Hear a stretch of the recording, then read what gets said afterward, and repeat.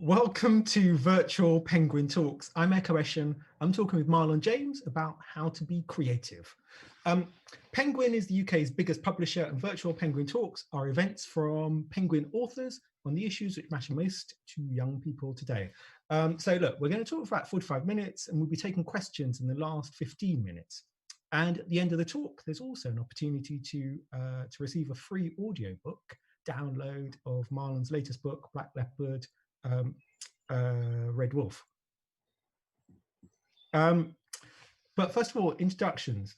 Marlon James is the author of novels including A Brief History of Seven Killings, which won the Man Booker Prize and the American Book Award, and most recently, the best-selling Black Leopard, Red Wolf, which draws on a rich tradition of African mythology, fantasy, and history to imagine an extraordinary magic-infused pre-modern Africa. He's also a professor of literature at Macalester College in St. Paul, Minnesota. And also earlier this year hosted a fantastic entertaining podcast with his editor called Marlon and Jake Read Dead People. I'm Ekow Eshun.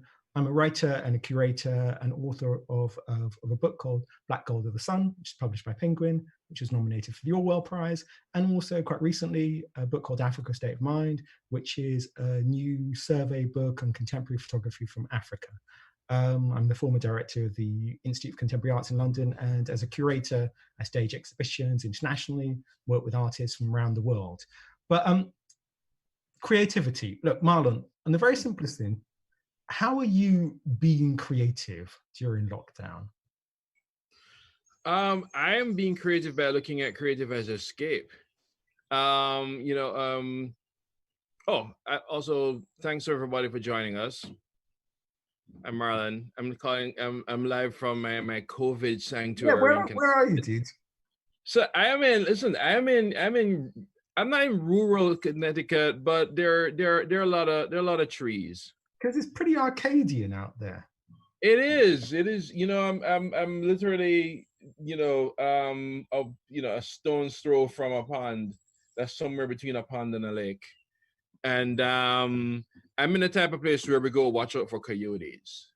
So, but it's been great. And it's also been fueling creativity, to bring it back to the question. I think creativity for me in COVID has been escape. And I think part of it is because I'm writing a sort of fantasy, a sort of a reimagining of somewhere, that I actually look at it as this kind of world that is way more dangerous than this one, but yet I regret leaving it every night. Well, this is the second part. So the Black Leopard, Red Wolf, it's a trilogy. And this is the second part you're Right, I'm right in the second part. So creativity for me in COVID land has been escape. It's been living another life. I think it was Terry Tempest Williams says she writes so she can have more than one life. We all read so we can have more than one life. And I think that's what creativity has been for me, particularly in this this pandemic. It's the chance to have another life. It's a chance, of course, to, the creative part of creativity is a chance to create, but it's really a chance to escape into another world that's me, but not me. Well, I mean, look, when I get into the specifics of that, and specifically in terms of your experience writing, but just to stand back for a moment, look, creativity is a wide open topic.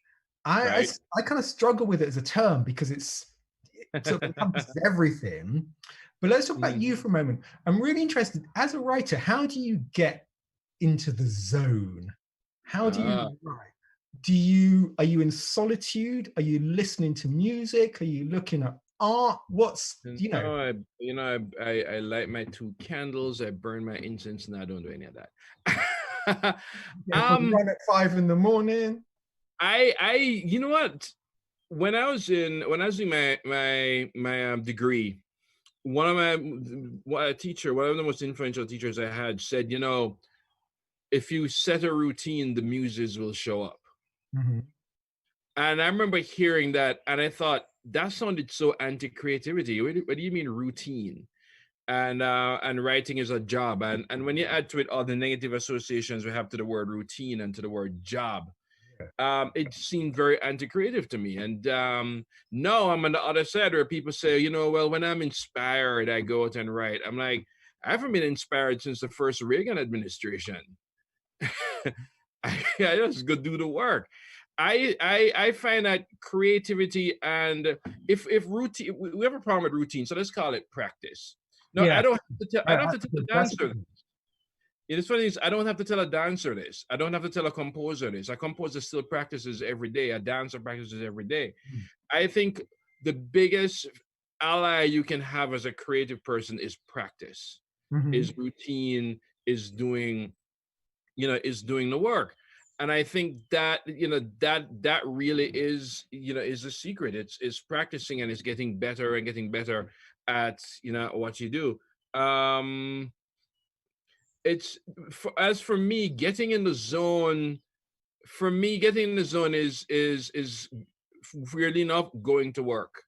Like my, especially now, for example, my actual writing office right now is barely 60 feet away.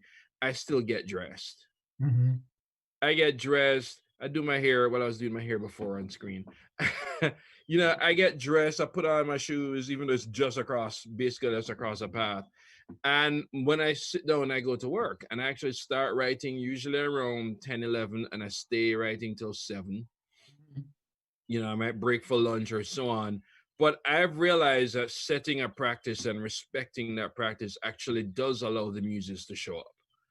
I think creativity, if you believe in whether you call it the muse or inspiration or ideas, I think inspiration or the muse respects when you respect the art and respect the practice.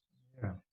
And I think that for me is how I get into that zone. I kind of you know show up for work in more practical ways. I actually write to music. I tried writing in silence once. It was one of the scariest things I've ever done, and I will never ever do it again. When I used to have my office in Minneapolis, I would open the window so I could hear traffic. And I had a student who wrote an essay. He's from Jaipur, and said noise relaxes me. I'm like, dude, I know exactly what you're talking about. What music are you listening? Music, I usually listen to jazz. I usually, because I think the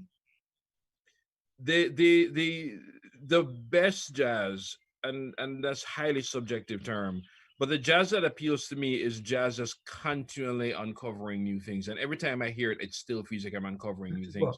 Like when I listen to Miles Davis's Spanish Key, you know, or Ornette Coleman's The Shape of Jazz to Come. Yeah.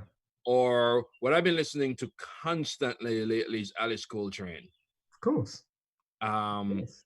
You know, and Alice Coltrane's, I'm gonna pronounce it wrong. I think it's Sachinandanda. Journey into Sachinandanda. Yeah.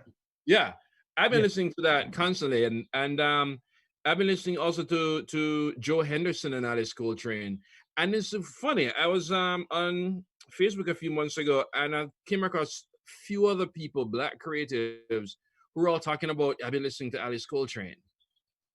I was like, I think it's become more a COVID creativity soundtrack. Yeah. But it's the listening to that kind of music. It's not just jazz music. I also listen to a lot of what we call kraut rock, like Can and Faust and Neo. It's just music that feels like it's endlessly discovering, makes me feel I can also sort of endlessly discover. Yeah, I think that's a good description. Look, that's the kind of expansive take. I'm interested. So look, so you're in Minnesota, right? You know, during term time and so on. You know, let's go back. Brief history of 7 killings. You're dealing with, to some extent, real historical events, mixed fiction, attempted assassination of Bob Marley, amongst other things. Look, at the moment in the US, you know, George Floyd is killed in Minneapolis. You know, this is kind of local to you. Can you imagine when you're imagining with the kind of expansive range that you've just described? Can you imagine drawing on real events, the kind of real historical events that are taking place right now? Do those in any way kind of implicitly or explicitly can you imagine those forming part of what you write about? Yeah, George Floyd was also killed 3 blocks from my house. Well, 4 blocks from my house. I live on Chicago. I mean, at least lived on Chicago Avenue. I know exactly where he was killed. Mm. And I also have, I also know just how corrupt and how extreme and violent the Minnesota police is. Um, how does that enter the work when I'm writing something that's set thousands of years Yeah. ago? Well, one thing I've realized is human nature really hasn't changed in 1,000 years. If we can be more recent than that. If you're from any country that had went through the quote unquote British Empire, then you know that the police have always been the violent arm of the state, and and that the this kind of clash between the sort of the lethal for the sword of Mhm. repressive authority versus the people is something that's going to come up over and over again. um I funny enough, I think a lot of my confrontation with that moment happens in my nonfiction. Yeah. Anything from whether it's an article to a Facebook post or whatever, because I also am very wary of taking a very, very real problem and slipping it into allegory. Yeah. There's Yeah. a place for that, and there are things that Aesop fable can teach you that real life things can't. Mhm. But I think that we run the risk of missing the moment and changing the moment. I think Mhm. also a novel, works of fiction are different in a way in that whatever I'm writing about now, for example, is going to be published 2 years from now. Yeah. On the one hand, those problems are still going to be here. But I also think you have to write in a way that responds to how do you speak to a moment 2 years from now, and I think you have to already guess that, Mhm. and what kind of story you'd want to tell. Um, but at the same time, I'm writing, especially. Actually, it's not different. Actually, it's. I'm trying to find a way of structuring this. That in a way I can with a novel like the one I'm writing, I can show the urgency of this moment by showing the opposite. Because Mhm. one of the things that I really, really tried to do with Black Leopard, and I'm trying even more with this, is to subtract the colonial gaze from a fantasy view of Africa. To expand on that. Open. Meaning that I had to subtract everything, because the first sentence I ever learned in my life was Christopher Columbus discovered Jamaica in 1494. That's the first sentence I ever learned to memorize. Um, something as simple as all the connotations we have with dark, Mhm. blackmail, or midnight is the witching hour. Mm. When I did some research on some African vampires and found out that it's 12 noon, that's scary. Yeah, Why is nobody that? cares. I said, why is that in African myth? Because midnight is when the ancestors come out. Midnight is when you can speak to the ancestors in the tree, where you buried all the placentas of the newborns.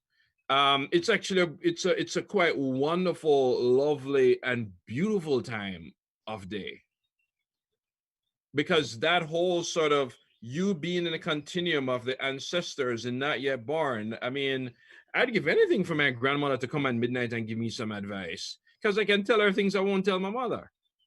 Look, question, which is with Black Leopard Wolf, you've created this fantastic, phantasmagorical, Mm-hmm. mythical version of Africa. What's it like both bringing that to life and then living in it as the Mm-hmm. creator of it, but also the explorer of that world? Mm-hmm. It's it's fantasy. The thing is, I don't feel like I'm creating it. I feel like I'm visiting it. Yeah. Quite a few of the mythical the myths and the legends and the beings and the creatures and so on are characters that do exist. It's I didn't invent Sasa Bonsam. Sasa Bonsam was already there. That's one of the Um main and to write scariest creatures in huh? the. That's one of the main scariest Yeah, creatures in the book. right. And even though the novel is fantasy for me, it's not fantasy for the characters in it. Yeah. So I still have to write it as if this world is true, and it is true. And I had to let go of the idea that I'm still sort of separated from it. Like one of the things that when people let's bring in the Bible for a split second. Mhm. One of the things that people forget about the Bible and witchcraft is that the Bible never said witchcraft wasn't real and wasn't powerful. It's just saying Moses was more powerful. It never said the wizards couldn't turn the staffs into snakes. It just said Moses made a bigger snake. So the idea that how am I putting this? I had to let go of the idea of writing about pre-Christian things as if they're not real, as if they have no power. Because Yeah. we'll still see it. We'll say, oh, we'll have the witch doctor, but she will never prevail against science or against Christianity. I'm like, no, no, no, no, she will. She will prevail. It's and I had to decolonize how I would write a story about that. And the thing is, going the other way where everybody is super positive and everybody's super cute and everything is so wonderfully green and lush and everybody's nice is a different kind of colonialism, Mm-hmm. because we're still hovering between noble savage and ignoble savage, Yeah. and both of those are a colonial vision. And I literally grew up in a colony with one of the last of the sort of real colonial educations. I mean, there are people who still think, who I'll still get people say, "Wow, your English is so clunky. Didn't you go to school?" Really. Uh, so it's Mm-hmm. yeah. So to for me, I felt like I was visiting that world instead of creating it, and I still feel that way. And Yeah. and it's written that way where I enter a world that's already happening. Very few things are beginning in the stories that I've written because they're already there. And it's very important for me when characters come into the world. It's a world that's already going on. It's a world that's already functioning. One of the things I didn't expect to find going back and looking at all these African cultures and mythologies, and mostly Western and Central, is how how accepted and how taken for granted queerness was, Mm-hmm. and transness and transgender. I said to the audience a few years ago, no, last year actually, it was mostly black people. I go, you never wondered why it's so easy for you to use them? Yeah. Mm-hmm. How easy do you for call a single person them? You never wondered why it's so easy for you? And why do you think it is? Because I think multiple identities, and so on is something that's always been in African and Asian Mm-hmm. cultures. Third genders, fourth genders. Some Native American tribes have 14 genders. So I think in a lot of that, the African continent was born already, you know, until a bunch of TV preachers told him that they weren't. Just very quickly, I should say that the comment feed is now open for your questions, and we'll be answering those in about 15 minutes or so. So if you can't see the comment page, if you can't see the comment feed, refresh the page and you'll be able to see it. So look, at what point do you actually, in fact, look, let's just go back. Let's go back. Look, Marlon James right now is sitting in Connecticut in a, Arcadian setting and so on. As it seems to me here. Around Let's go, coyotes. let's go back though to Mhm. what makes you, what in as whatever simple or complicated as a form as you want, what turns you into a writer? What turns you into the figure that's sitting here right now? Mhm. Wow, what turns you into a writer? I think feeling you have something to say. Mhm. And Well, okay. Well, look. Well, what do you? What did you feel you wanted to say? No, that's a good question, and I hope young people. I mean, young people are listening to this, because one of the things I come across in class with my younger students is they feel they have nothing to say, Hmm.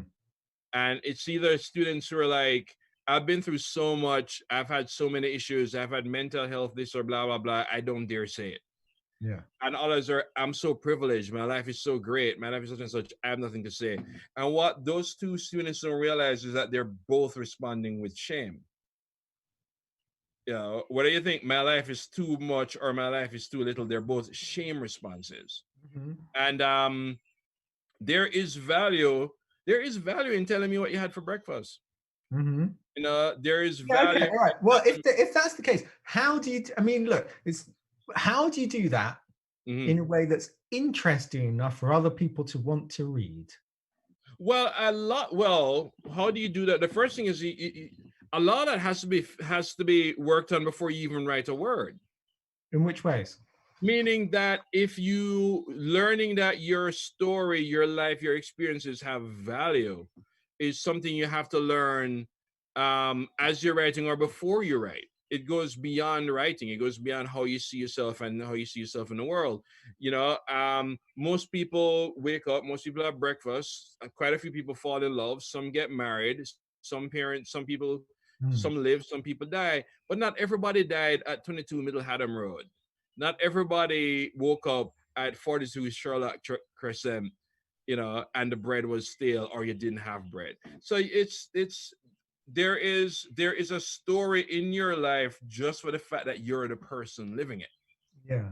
I guess that And I I guess there's a really interesting. I think one of the struggles maybe with Mhm, writing or any forms of creative expression, there's this distinction or this tension between the expansiveness of exploration mhm, and the necessity of editing, of mhm. discrimination, of exercising Right, taste right. over your own work. And this seems to be one of the constant tensions involved in any act of creativity, really, but specifically here, writing. And I'm interested Mhm. in how you walk that path. How I walk that path is I have to find the writer in you is crucial. The editor in you is crucial. They're not crucial at the same time. And I think if you allow your inner critic, and we all have one, and Mm-hmm. it can be super loud at times, if you allow your inner critic too early into the creative process, what you're Mm-hmm. doing is not creating, you're correcting. Yeah. And a flawed idea that you pursue until wherever it leads you, it could lead you to a worse idea, or it could lead you to somewhere you hadn't thought of before. If you Mm-hmm. immediately start to second guess it, you've stopped creating around it. And I see that all the time. Sometimes in my own work, sometimes in my students' work. I was like, you know, some writers have to stop, review, process, and before they can move on. I've done that. I'm not a big fan of it. Some writers have to just see this thing through and then stop and go, okay, let's see, let's edit. What and it's up to the creator to realize how it works. You have to come to your own working relationship with your inner critic, your inner editor. Editors don't create, critics don't create. Yeah. um and by here I mean my inner critic. My inner critic has serves a lot of vital functions, but if I'm at page 3 trying to get to page 4, my inner critic can't help me to get to page 4. All that inner critic can do is tell me everything that's wrong with page 3. Yeah. And then page 4 is not a creation. Page 4 is a correction of page 3. So you see that happening where fine, it's a better line, it's cleaner prose, but are you sure that's the road you'd have gone down? You know, if you're driving at night and you stop and go, let me just think about this for a second. Let's turn left. Had you continued driving, would you have turned left? Or maybe you'd have gone stayed on the road or gone right. So for you then, where do you find, and I guess going back now, Mhm. where did you find the openness to say, okay, look, I'm going to trust myself. I'm just going to go and I'm going to go down this road, metaphorically speaking, in terms of what I'm Mhm. writing. I'm going to look around me from at my own unique experience in one way or another. I'm going to say this. is what I want. This is what I will write. How do you open yourself up in that process? It was pretty hard for me, and I hope it's easier for others. It's I've said this before about decolonizing my view of Africa. Yeah. I had to kind of decolonize myself. Yeah. How? It took me longer than I wanted to get to the point where the idea that's in my head is the idea that comes down on the page. Mm-hmm. And I think I had to learn to trust that I remember this exact term, trust that my subconscious is a better writer than me. Whose term is that? Is that your term or is that someone else's term? I think it was my term. I think until somebody. And so when did that come to you as a thought? That came to me probably near the end of writing my second novel. Mm-hmm. And it really took flight with my third novel. My second novel was a fight the whole way. Everything about it was a fight. I had no intention of writing that main character. I had no intention of a black girl, a black woman being the main character. I had no intention of it being set during slavery. I had no intention of it being written in patois. None of this was the idea. It's hilarious, and I go back and read the first draft of that novel, where I'm trying to write Jane Austen with sex. But at some point, I think the idea you have, your creativity, your work, your own work starts to tell you how it wants to be made. Mm-hmm. And I think it's a voice that can be very faint for some people and very loud for others. The work tells you your process. Like when people say, I have a process, my writing process is, and I got duty, I don't have a process. And like, yeah, I have a process. Like, you don't have a process. You have a habit. And you need to cut that out, because it's the work that tells you the process, the work that tells you the habit.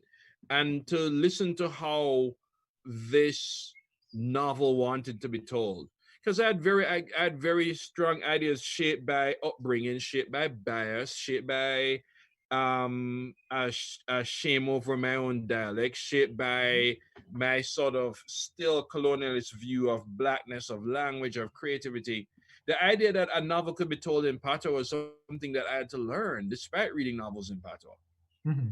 Yeah, because I'm thinking, I'm an English teacher. Shouldn't this be in standard English? In fact, instead, to learn that there's no such thing as standard English. Mm-hmm. So it's a lot of unlearning that I had to do to get to that point. Mm-hmm. And a sort of a trusting. I remember even on a day-to-day level, I would tell myself, you know what? I'll just keep it until my editor cuts it out. Yeah. So that was the compromise you made in a way to yourself. Yeah. With Brief History, there are long scenes in it that stream of consciousness. Yeah. I didn't know what the hell I was doing. I know it felt like that's what I wanted to do. And I was in a conflict between what a book should be and what I want it to be. But I think that's one of the most exciting things about reading that book in particular, which is you absolutely get this sense of you taking the brakes off, and plunging deep and going as far as you want to as a writer. And it's really exciting. It's really thrilling to read because it feels like, actually, look, now we're in it. Do you know? Now the game's on. Yeah, it was thrilling to write and scary. It's that novel scared me because of so many things I was writing, and the way in which I was writing it. Yeah. And I think I just had to get to the point where I'm like, I'll just leave it to my editor takes it out. Yeah. And he didn't. So well, look, so we've got a first question in, which is in a way the converse of this. So what advice do you give to someone who's struggling with writer's block?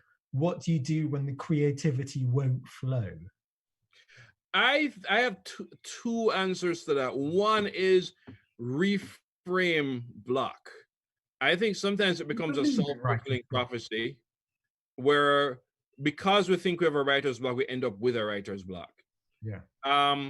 And understand that a day sitting at the computer or with your pen where all you can do is think about what you don't want this book to be, that's still a writing day. Yeah.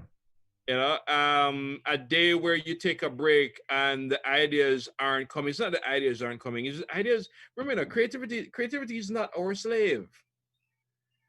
Your muse is not your slave.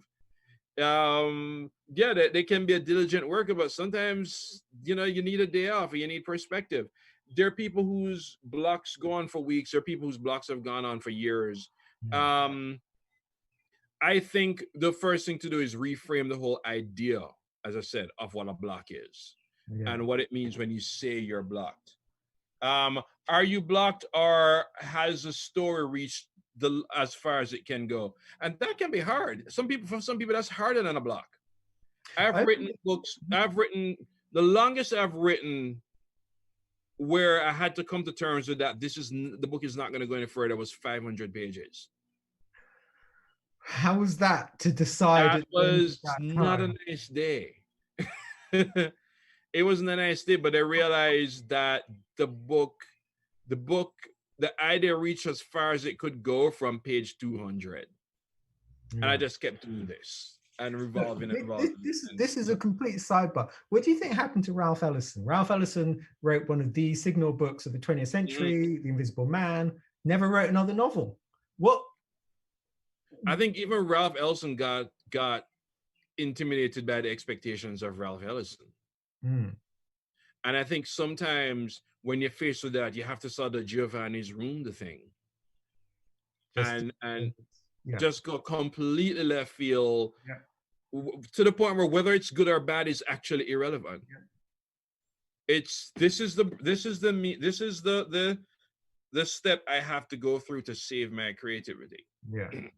Yeah. And I think that's the expectations of Ralph Ellison. Some people also only have one book. Yeah. Harper Lee had only one. Yeah. Um, I think that but the thing is, Ralph Ellison wrote books, and I don't think just because he only wrote a novel, he stopped being creative and he stopped Mm. thinking. Mm. So, Orlando Patterson wrote a few novels, but even he would agree that he really came into his own as a historian and a social commentator. mm. The creativity didn't stop, the wit didn't stop, the firecracker prose didn't stop. So I think, again, reframing. But the other thing I'd say about writer's block is, for me, I've always read my way out of them. That it means reading wider and reading something you wouldn't possibly have read. Like, you're writing a novel, I don't know, you're writing a novel about the stock crash in 2008 and reach a block. Maybe read some Conan the Barbarian. that Or, helps how? yeah, I said that helps how for you? because I think coming totally from a left field way of thinking creativity, coming from something totally alien from how you see it, we have to let go of the idea that we understand creativity, and Mm. we have to let go of the idea that we know what's best for our work all the time. We don't. I mean, I think that's one thing that's very much about you. You're a very promiscuous reader. Mhm. It doesn't feel like you make distinctions between any of these things. But I want to ask another question that's just come in, which is a very specific condition. Look, what tips do you have for being creative when writing a story under tense exam conditions, or when you're in a classroom and there's nothing there to inspire you? It's a whole other world. Oh man. Well, again, the first thing I say is, you know what? Let go of creativity. Let go of the idea of inspiration. You don't create Yeah. stories, you find them. You know, you don't know what to write, take the bus home and listen. Um some of my best stories come from the crazy stuff I hear on the bus. People are like, Mhm. why don't you take an Uber? I'm like, and miss my next 7 storyline plots. Are you crazy? Listen, go out and listen. There's a story in anything. You're passing a supermarket and somebody's rearranging oranges and they put a certain orange in a certain way to hide the ones that don't look so great. That's a story there. Is it that they have to sell these off or they won't eat that day, or these are spoiled orange and nobody can know I've been deceiving them for years. Mm. There's always a story, and once we let go of the idea that we don't create stories, we find them, then our eyes are open. One of the ideas I give my students, and I'll say, if you get caught doing this, I'm not taking any responsibility. I say, I want you to do this. I want you to go through your roommate's garbage and pick 5 things. That is awesome. Pick 5 things out of their garbage and build a story from it. Hmm. I even call the assignment garbageology. Well, look, that folds into our next thing. Someone else is also asking, how can I start writing when I've never tried it before? Oh, then you're the perfect person to start writing. I envy people who have never tried it before, because then everything is going to be new. Do you think when they say they've never tried it before, they mean fiction? Because everyone has written fiction. It could also mean that they, I mean, there are people who their adults who have never journaled before. And for whatever reason, they never thought about it. It never occurred to them that a great way to process the feelings they have inside is to try to get it down on paper. Right, as if, I even with seasoned writers, I always ask, do you journal? And I go, no. I go, but what's the outlet for the stuff you write that you don't want anybody to read? Could there has to be an outlet for that too. And I think it's to me the secret to start writing is to just write. Write as if nobody will ever read it. And when you or better yet, write for yourself. I think that's good. Yeah, and if what you want to write for yourself is what you had for breakfast, write that. If what you want to write for is how much you don't want to go to school, write that. There is no right or wrong thing. There's no should when it comes to writing. I mean, next question. What do you find the most challenging thing about being an author? Ooh, there's something that's not challenging. What's the most challenging thing about being an author? I have 2 things. An author, what in heaven's name is difficult? What's challenging for me which is funny considering what all that I just said. Beginning a book.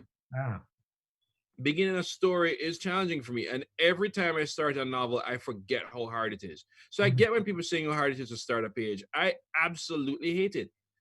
What do you feel is at stake at that moment? Writing a better book than the one before. Committing to something that will reach an end. Because I've been there. As I said, I've written 500 pages and realized this novel is going nowhere. It's scary starting a book and you reach page 10 and go, but will it reach page 20? But now you're writing a trilogy. Yeah. So I was a little worried about part 2, but until part 2 started writing itself. So yeah, the challenging thing for me is beginning a book. Another thing that's challenging is to curtail, if not totally shut down, the noise that comes when you're writing. And it's not just negative reviews, positive reviews, the hype. I have to look at it as when you create anything, it stops being yours. People can love it, people can hate it, people can have a totally different view of it than I did. And it's challenging for me sometimes to sort of shut down all of that noise. Well, I mean, both the last 2 novels, Black Leopard, Red Wolf, Brief History, they've both been optioned for TV. Actually, is it both TV or film as well? Black Leopard is film and Brief History is TV. I mean, can you say anything about what your relationship to that kind of potential external version of those, is like? What does that feel like? It's interesting. I've also been writing a TV show, an original TV show, and that's a whole different kind of story, a whole different kind of complication. What's that? Can you say? I'm right. I this is hilarious. My one of my dearest friends was harassing me to write this idea for a story for a TV show, and I came up with this plot to get him off my back because I'm like, nobody would ever do it. It's about a black Jamaican British detective, late of Scotland Yard back in Jamaica on a case. Forget, you know what? He'll just leave me alone. Except everybody went, we love it. Let's produce. I'm like, God damn it. So now I'm writing a TV show. Now I'm writing a TV show about a British Jamaican detective.